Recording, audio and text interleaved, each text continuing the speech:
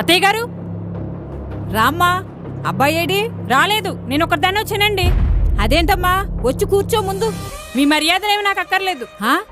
ఎప్పుడు అత్తయ్య గారు అని తిరిగేది నా మీద కారాలు మిరియాలు నూరుతుందేంటి? ఆ బ్యాగ్ ఏంటమ్మా? నేను మా పుట్టింటికి వెళ్ళిపోతున్నానండి. ఇదేంటమ్మా ఇలా అంటున్నావు? మరేంటండి, మీ అబ్బాయి చేసే పనులు అలా ఉన్నాయి. ఏం చేశాడమ్మా? నేను చెప్పింది అయితే చేయట్లేదండి. ఆఫీస్ నుంచి ఏమో లేటుగా వస్తున్నారు, పైగా శాలరీ కూడా ఇస్తలేదు నాకు. అయినా కానీ నేను ఓర్చుకున్నాను. మొన్న మాట వస్తే నా మీద చేయలేపారు కొట్టడానికి. అలా చేస్తున్నాడా?